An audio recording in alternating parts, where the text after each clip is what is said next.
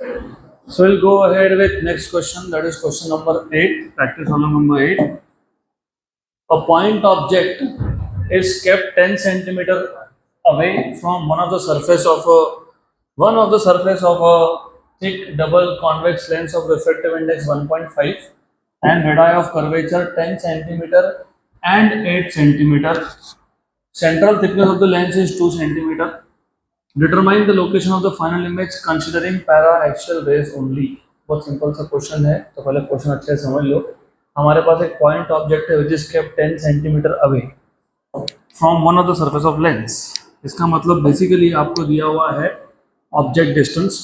तो you have been given object distance. Object distance is 10 centimetre. Good. From one of the surface of a thick double convex lens of refractive index. Lens का refractive index दिया हुआ है 1.5 and radii of curvature 10 centimetre and 8 centimetre. मतलब ये ऐसा lens है जिसके दोनों रेडियस सेम नहीं है. तो इफ यू रिमेंबर मैंने आपको बताया था बाय कॉन्वेक्स और इक्वी कॉन्वेक्स का डिफरेंस. बाय कॉन्वेक्स में दोनों सरफेस का रेडियस सेम होता है और इक्वी कॉन्वेक्स में इक्वी कॉन्वेक्स में दोनों का सेम होता है. Biconvex and equiconvex is only small difference. जब आप इक्वी बोलते हो तो दोनों सरफेस का रेडियस सेम होता है. जब तुम बाय बोलते हो तो सरफेस तो कॉन्वेक्स है but radius is not same. तो इफ यू सी मैंने एक सरफेस को थोड़ा सा फ्लैट दिखाया है और दूसरा थोड़ा सा बल्ज किया है. तो ये पहला सरफेस है, ये दूसरा सरफेस है. पहले सरफेस का रेडियस कितना है 10 सेंटीमीटर और दूसरे का रेडियस कितना है 8 सेंटीमीटर. तो R2 इक्वल्स टू 8 सेंटीमीटर ऐसा आपको दिया है क्वेश्चन में. Central thickness of the lens is 2 centimetre. Central thickness of the lens मतलब ये 2 सेंटीमीटर का थिकनेस है. Central thickness is 2 centimetre. इसकी हमको जरूरत नहीं है तो I will not note it down. ये आपको सिर्फ कंफ्यूज करने के लिए दिया. Central thickness of the lens इसकी कोई जरूरत नहीं है हमको. Determine the location of final image considering paraxial raise only. Determine the location of final image मतलब you are suppose to find out image distance. Simple done. तो object distance दिया था, रिफ्रैक्टिव इंडेक्स ऑफ लेंस दिया है, पहले surface का radius दिया है, दूसरे सरफेस का रेडियस की वैल्यू दी है और आपको भी पूछा है. तो which formula will you use to find out what is image distance?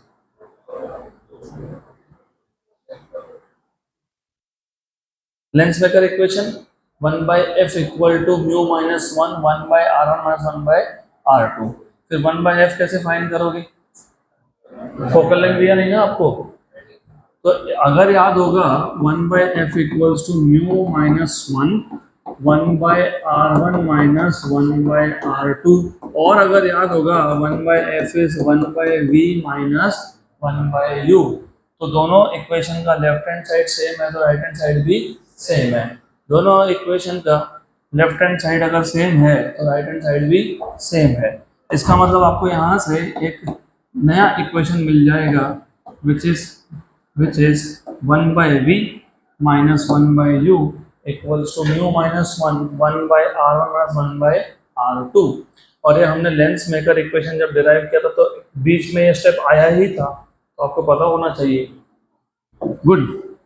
तो याद आ रहा है क्या फॉर्मूला? ये देखा है, देखा सा लगता है. हाँ देखा सा लगता है क्योंकि हमने जब डिराइव किया था तो लेंस मेकर इक्वेशन जब डिराइव करते हो तो बीच में स्टेप आता है. तो एनीवेज अब तुमको क्या फाइंड करना है? v image distance. तो मैं इसको ऐसा लिख सकता हूँ ना 1/v equals to mu minus 1/r1 minus 1/r2 plus 1/u. लिख सकते हैं ऐसा. यस. और फिर मैंने क्या बोला था आपको कि जो पैरामीटर आपको फाइंड करना है उसको छोड़ के बाकी सबके लिए क्या यूज करना? Sign convention. तो नाउ यूजिंग साइन कन्वेंशन सिर्फ इमेज डिस्टेंस छोड़ के v को छोड़ के बाकी सबके लिए कन्वेंशन यूज होगा. तो 1/v और म्यू तो नंबर होता है. गुड. r1 ये जो पहला सरफेस है इसका सेंटर कहाँ आएगा? राइट में. तो इसका रेडियस कहाँ आएगा? राइट में. तो राइट में आएगा तो पॉजिटिव की नेगेटिव? पॉजिटिव. तो ये आ जाएगा 1 प्लस r1 माइनस 1 जो दूसरा सरफेस है उसका सेंटर कहाँ आएगा? लेफ्ट में. तो रेडियस कहाँ आएगा? लेफ्ट में. तो minus r2. Okay correct. Good. Yes done. और ऑब्जेक्ट तुम हमेशा कहाँ रखते हो, लेफ्ट साइड में, तो माइनस में। तो आपका जो फॉर्मूला है वो साइन कन्वेंशन यूज करने के बाद बन गया mu minus one, 1/r1 plus 1/r2, okay, minus 1/u। तो ये हो गया फॉर्मूला रेडी। अभी आपको सिर्फ वैल्यू सब्स्टिट्यूट करनी है, you are just suppose to substitute values and find out the answer. Mu की वैल्यू कितनी दी है, 1.5, 1.5 बोला है ना, 1.5 minus 1, what is r1, 10, what is r2, 8, how much is the object distance, object distance is 10, so solve कर लो। so therefore you have 1 by v equals to 1.5 minus 1 is 0.5, 0.5, 18 upon 80 minus 1/10, ठीक है। therefore 1/v equals to, अब एक काम करो, ये जो 0.5 है इसको 18 से मल्टीप्लाई कर लो तो 9 हो गया, 9/18, 18 इंटू 0.5 9, और ये 10 है ना नीचे, इसको भी 8 से मल्टीप्लाई डिवाइड कर लो तो क्या हो गया 8/80। तो therefore you have 1/v equals to 9 minus 8/80, मतलब v इक्वल्स टू कितना आ गया 80, 80। तो 1/v इक्वल्स टू 1/80, तो देयरफॉर v इक्वल्स टू 80। तो 80 सेंटीमीटर पे इमेज बनना चाहिए, तो image should be formed at 80 centimetre. और प्लस आने का मतलब होता है कि it is to the other side, मतलब कौन सा इमेज है, रियल, कौन सा है, रियल। आंसर चेक कर लो एक बार, क्या है आंसर,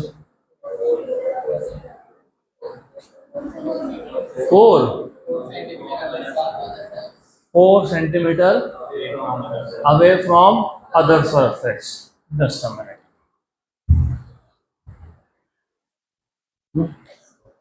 तो 80 ही आंसर आता है, तो अगर वो वहाँ पे नोट्स में गलत आंसर दिया तो करेक्ट कर लेना, इट इज 80 सेंटीमीटर।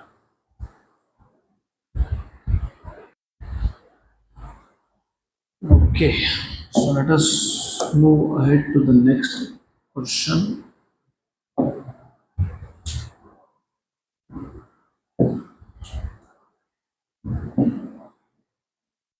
अगला क्वेश्चन,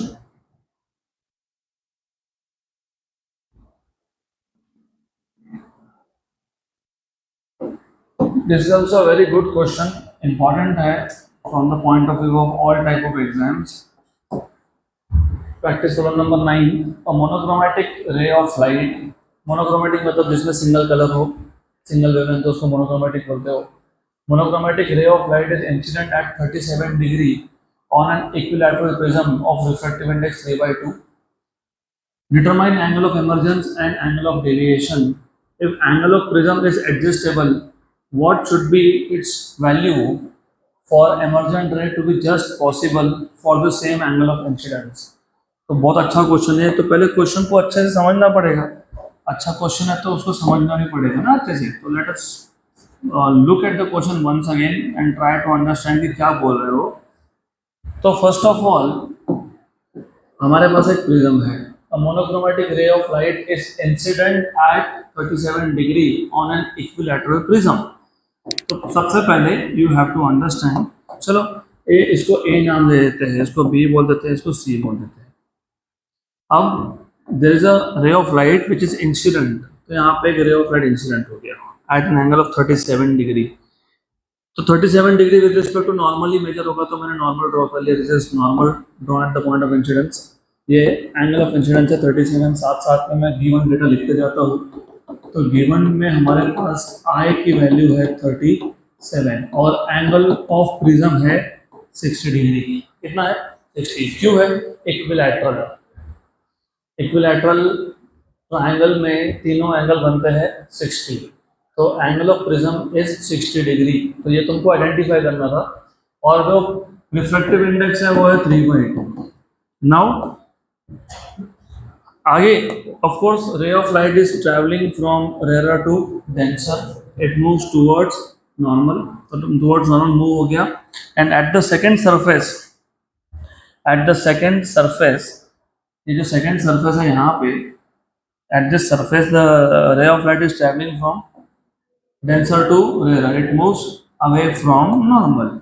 ये है एंगल ऑफ इमर्जेंस ई। और अगर आपको याद होगा, तुमने इस एंगल को R1 बोला था और इसको क्या बोला था, R2। Good good. आपको फाइंड करने के लिए बोला है, you are suppose to find angle of emergence e, angle of deviation delta.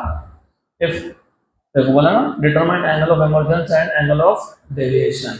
तो इस क्वेश्चन के दो पार्ट्स हैं। पहला पार्ट यहाँ से स्टार्ट होकर यहाँ पे खत्म हो गया, अब इसके आगे से दूसरा पार्ट स्टार्ट हो रहा है। तो दो पार्ट है इस क्वेश्चन के। दूसरा पार्ट है, if the angle of prism is adjustable. Angle of prism मतलब ए, एंगल ऑफ प्रिज्म मतलब ए। अगर ए एडजस्टेबल हो तो, हो मतलब एडजस्टेबल होना मतलब एंगल की वैल्यू चेंज होना।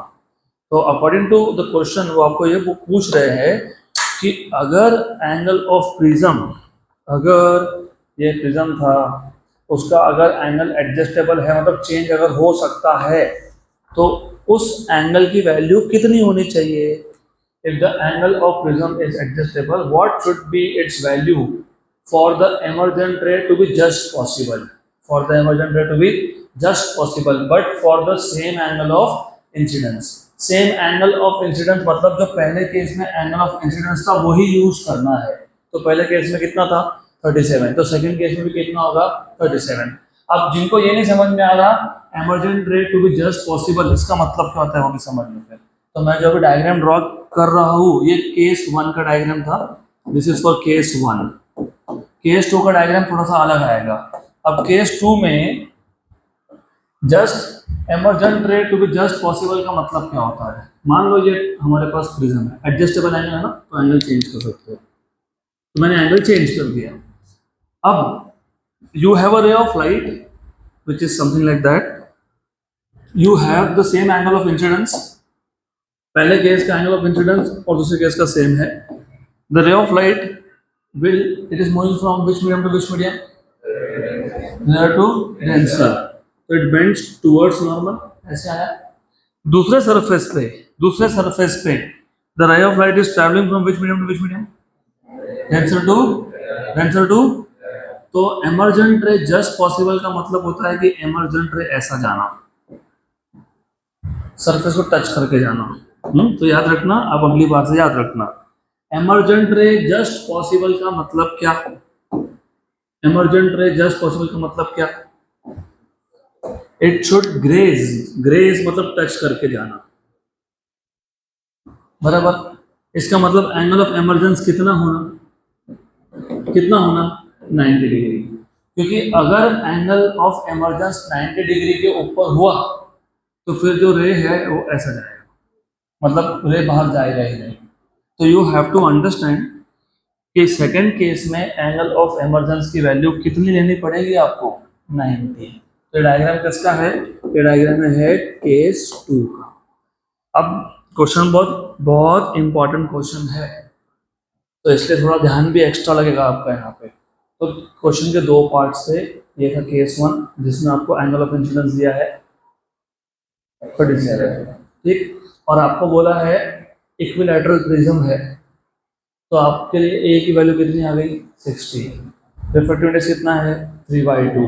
क्या क्या पूछा है पहले केस में, क्या पूछा है पहले केस में, एंगल ऑफ इमर्जेंस और एंगल ऑफ डेविएशन। और केस 2 में क्या पूछा है आपको, केस 2 में बोला है कि अगर ये प्रिज्म का एंगल एडजस्टेबल होता मतलब मैं एंगल की वैल्यू चेंज कर सकता हूँ, तो कितनी कर दी a डैश, कितनी कर दी a डैश। तो a डैश की वैल्यू बताओ सच दैट द एमरजेंट रे इज जस्ट पॉसिबल। और एमरजेंट रे जस्ट पॉसिबल होने का मतलब होता है कि E की वैल्यू कितनी है 90। तो आपको फाइंड करना है a dash when E value is 90। Second case में E की वैल्यू 90 है, तो इसको E डैश बोलना है तो बोल सकते हो, कोई प्रॉब्लम नहीं है, इसको E डैश बोल दो, बराबर, गुड।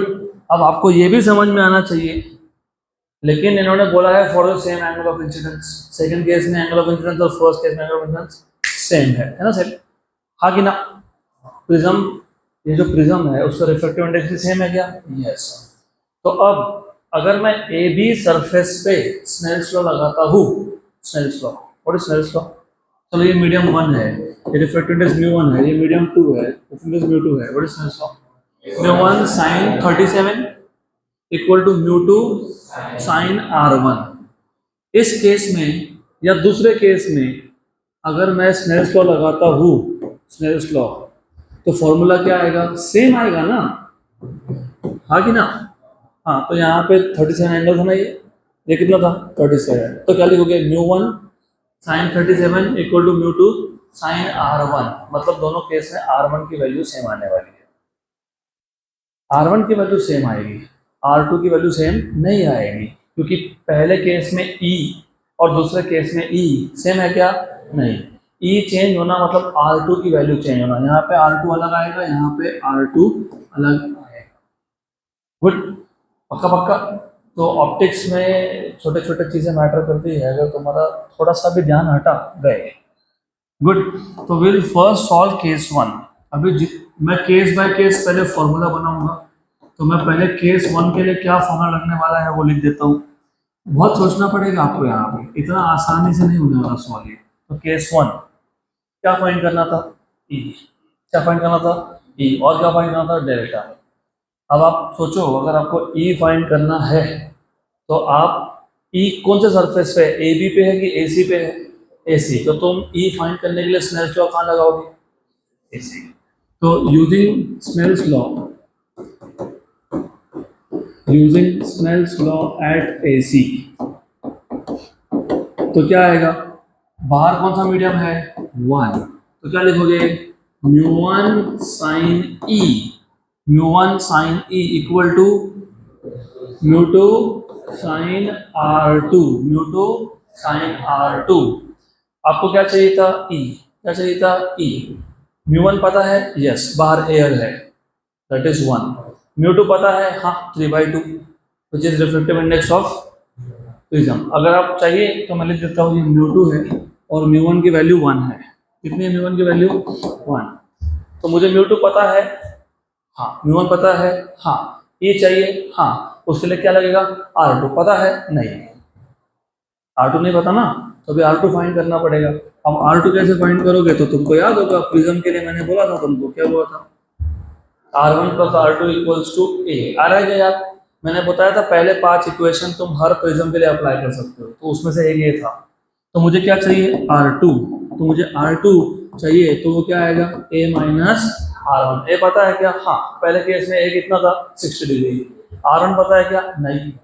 अब पहले R1 फाइंड करो फिर। तो अभी R1 कैसे फाइंड करोगे? तो यूजिंग स्नेल्स लॉ। कहाँ पे? कहाँ पे? ए बी पे।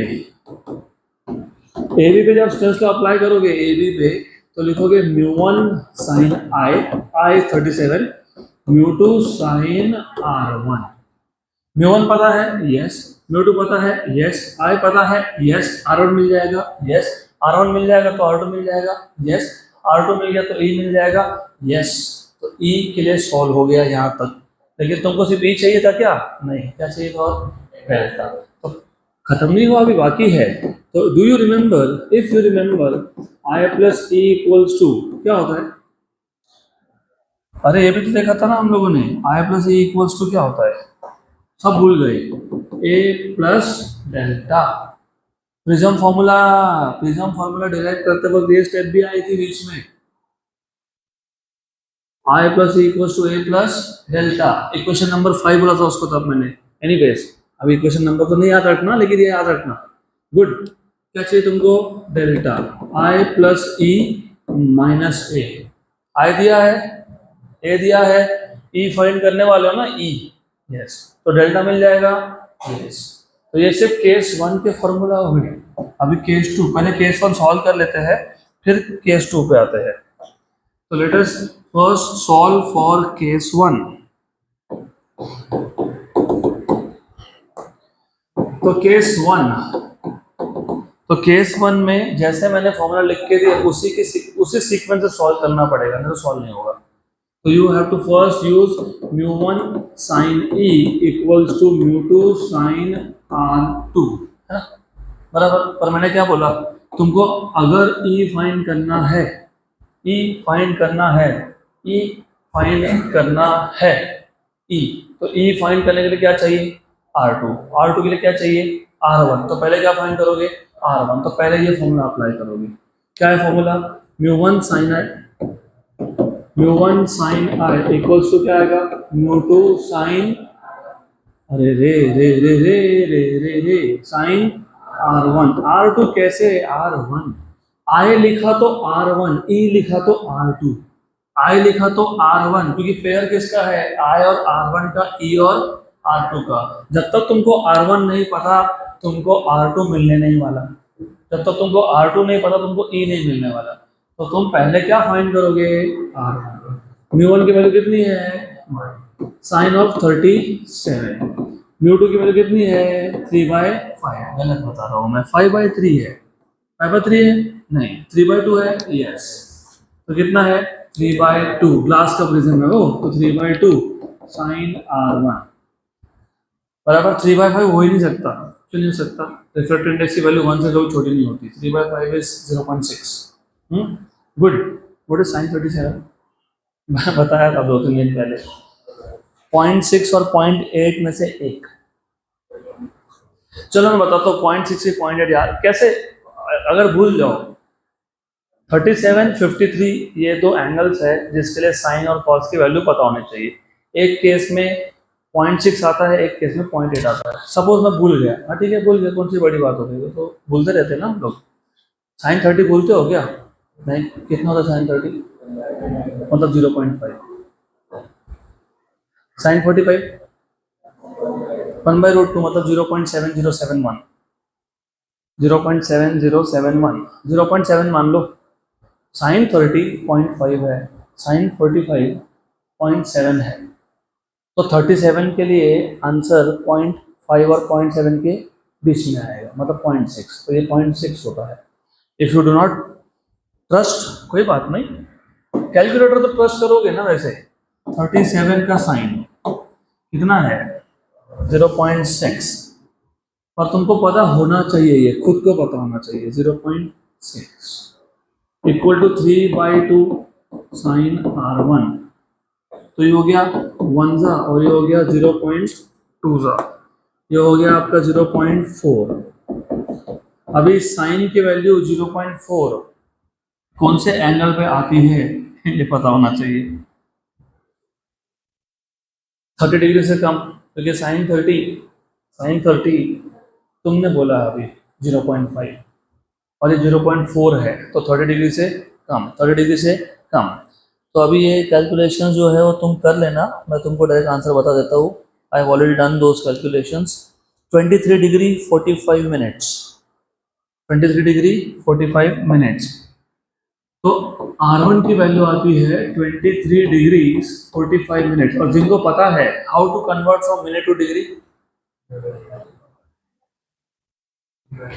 1 डिग्री इज 60 मिनट्स, तो 1 मिनट इज 1/60 डिग्री, तो 45 मिनट्स इज 45/60, 45/60 मतलब 3/4, 3/4 मतलब 0.75, तो ये बन गया 23 डिग्री 45 मिनट बन गया 23.75 डिग्रीज। मिनट्स को डिग्री में कन्वर्ट करने के बाद यहाँ आया, और जस्ट फॉर क्रॉस वेरिफिकेशन बता देता हूँ मैं, 23.75 डिग्री का साइन कितना आया 0.4, तो मैंने भी क्या लिखा 0.4 बराबर मिल गया एंगल, सही है, तो बराबर है ना, हाँ सही है कि नहीं, हाँ वेरी गुड। अभी R1 मिल गया, तो कौन मिलेगा R2, कैसे मिलेगा a माइनस R1, ये कितना है 60 और ये कितना है 23.75, 60 में से 23.75 माइनस करो तो पहले 24 माइनस कर लो, 36.25, 36.25 पक्का ना, गुड पक्का पक्का। चलो अभी R2 मिल गया, अब R2 मिल गया, फिर अभी दूसरा फॉर्मूला क्या था याद है क्या, mu one sine E equal to mu two sine R2, तो म्यू1 की वैल्यू 1 है, sine E equal to mu two कितना है 3/2, साइन R2 की वैल्यू कितनी आई 36.25, तो 36.25। तो अबे साइन ऑफ 36.25 वो तो फिर हम वापस कैलकुलेटर निकाल लेंगे। वैसे तो पता ही है तुमको, 37 तो बताया ना मैंने, साइन 37 कितना था 0.6, तो 0.6 से थोड़ा सा कम, तो 36.25 का साइन 0.59, और 0.59 के साथ ही 3/2 है, मतलब 1.5 है।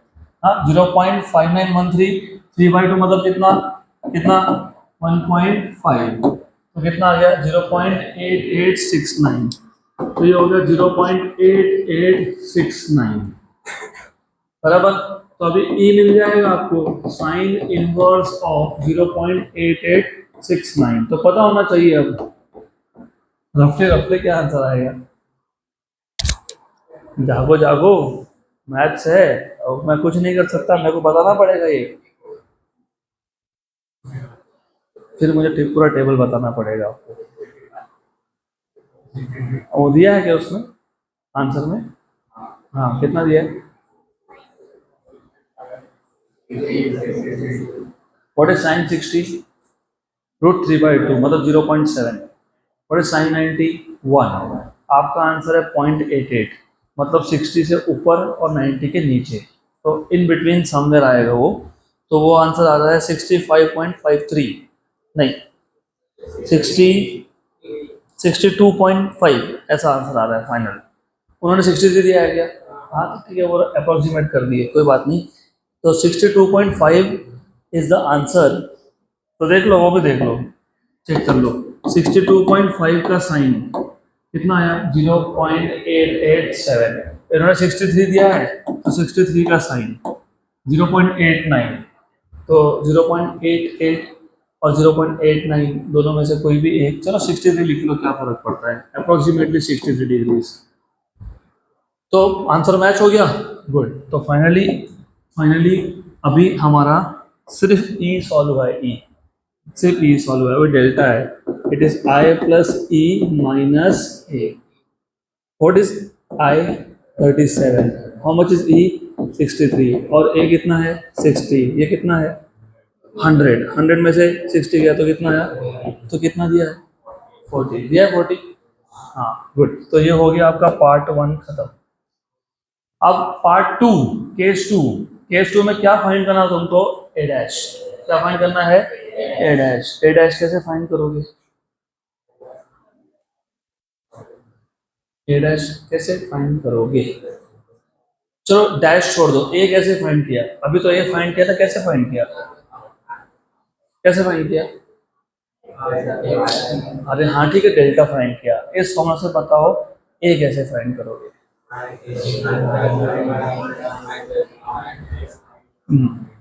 ठीक है, ओके, कोई प्रॉब्लम नहीं है।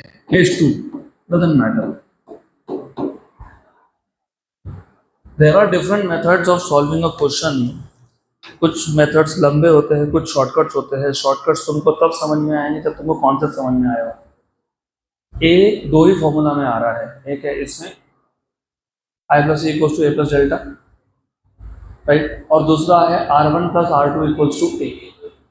और R1 तो मैंने तुमको पहले ही बता दिया सेम आने वाला है। क्यों सेम आने वाला है?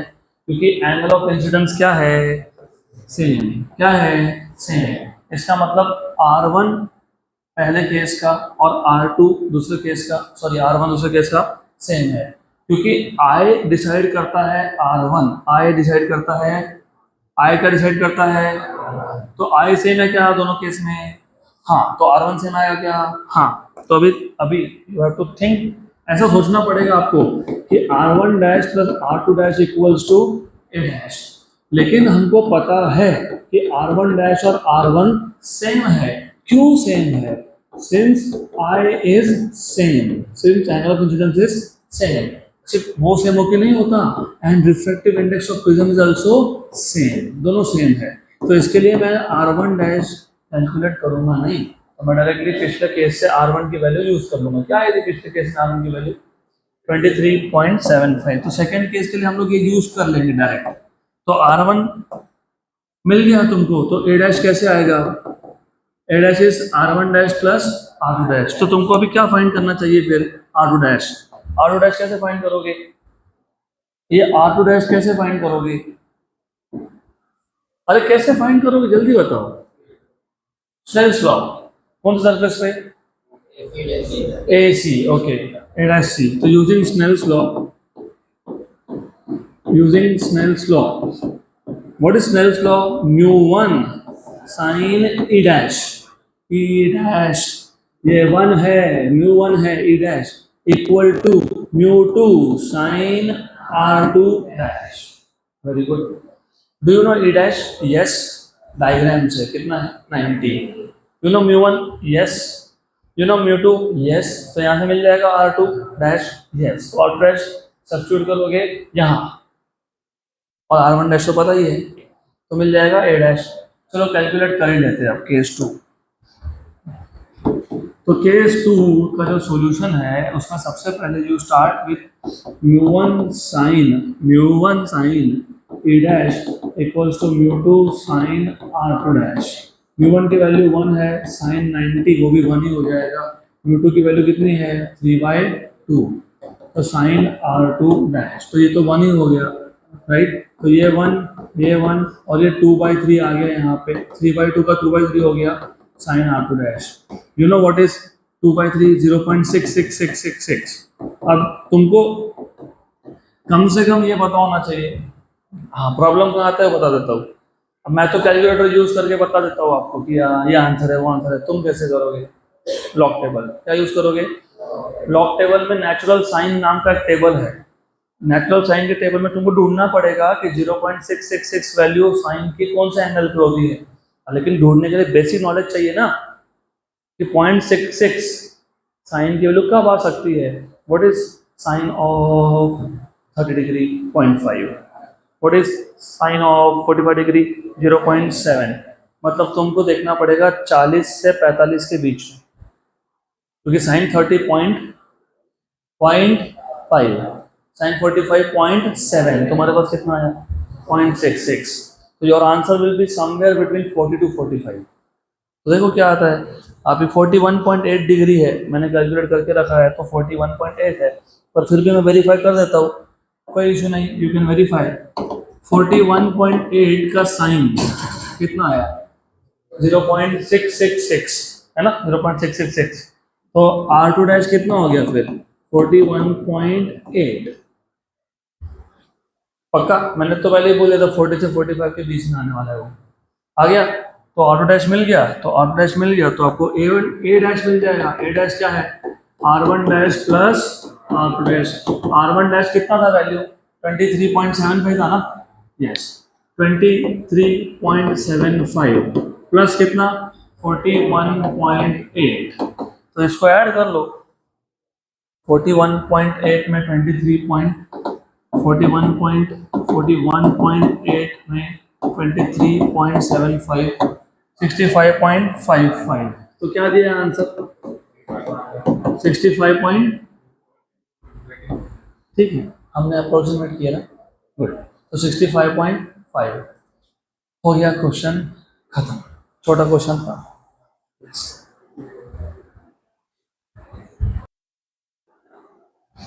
Next question.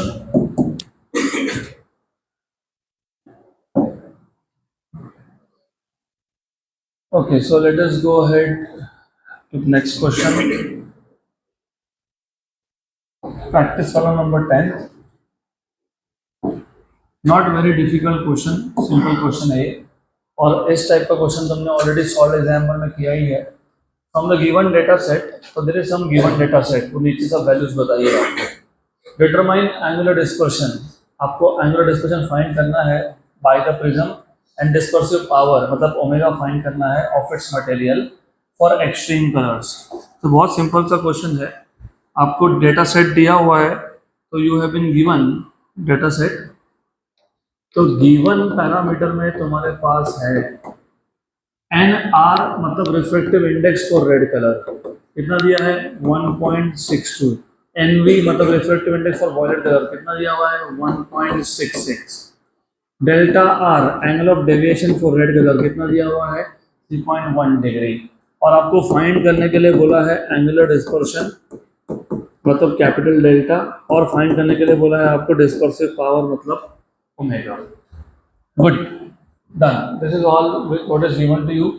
इतना आपको दिया हुआ है और ये पूछा है, तो you will have to think, सबसे पहले आपको सोचना पड़ेगा कि how to find out angular dispersion. तो मुझे पहले बताओ एंगुलर डिस्पर्शन डेल्टा कैसे फाइंड करोगे? डेल्टा एंगुलर डिस्पर्शन या तो तुम delta V minus delta R कर सकते हो, या A into mu V minus mu R कर सकते हो ना ऐसा? हाँ ना? यस, बट दोनों ही फॉर्मूला के लिए एक छोटा सा प्रॉब्लम है। सेकंड फॉर्मूला यूज करोगे तो एंगल ऑफ प्रिज्म ए पता होना चाहिए, जो पता नहीं, कहीं पे दिया है क्या? नहीं। डेल्टा आर दिया है लेकिन डेल्टा भी पता नहीं, फिर बोलोगे कोई बात नहीं मैं पहले डेल्टा भी फाइंड कर लूंगा। डेल्टा भी कैसे फाइंड करोगे? ए इंटू म्यू माइनस वन, है ना? डेल्टा भी फाइंड करना है तो तुमको वापस से क्या पता होना चाहिए? ए, वो तो पता है नहीं, तो फिर ये प्रॉब्लम हो गया। अब ये प्रॉब्लम हो गया तो इसका सॉल्यूशन भी है, बताता हूँ। तो अभी एंगुलर डिस्पर्शन का कौन सा फॉर्मूला यूज करना है देखते हैं, लेकिन तुमको delta equals to A into mu minus one red colour के लिए यूज करना पड़ेगा। क्यों करना पड़ेगा? डेल्टा आर दिया है क्या तुमको? हाँ। म्यू आर दिया है क्या तुमको? हाँ। ए मिल जाएगा क्या? हाँ, तो यहाँ से ए मिल जाएगा।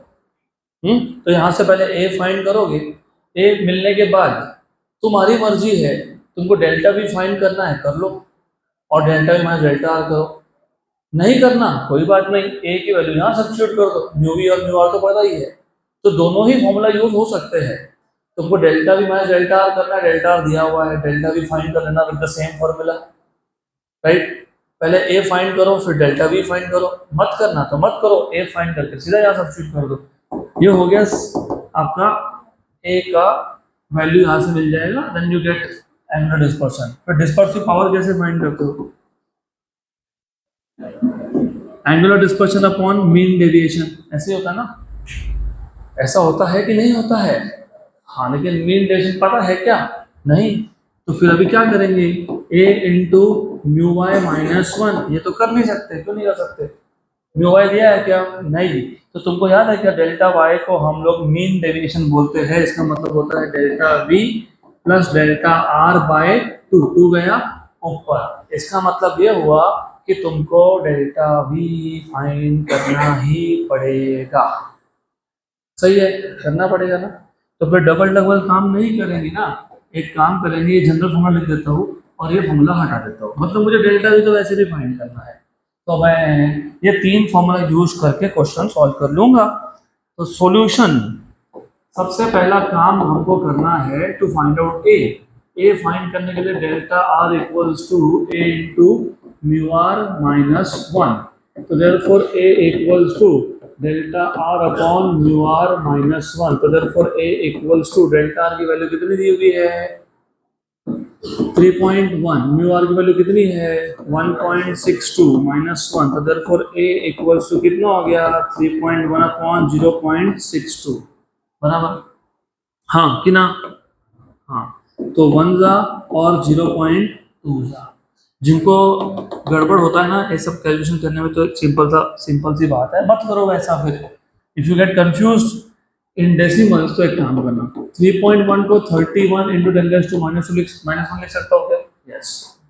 से 0.62 को 62 into 10 raise to minus two लिख सकता हो क्या? यस।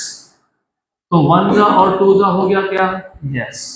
a इक्वल टू ये 10 रेज़ टू माइनस वन और ये 10 रेज़ टू माइनस टू पे जाके प्लस टू हो गया, तो 10 रेज़ टू माइनस वन और प्लस टू कितना हो गया? 10, तो आंसर कितना आ गया? 5। तो थिन प्रिज्म है क्या?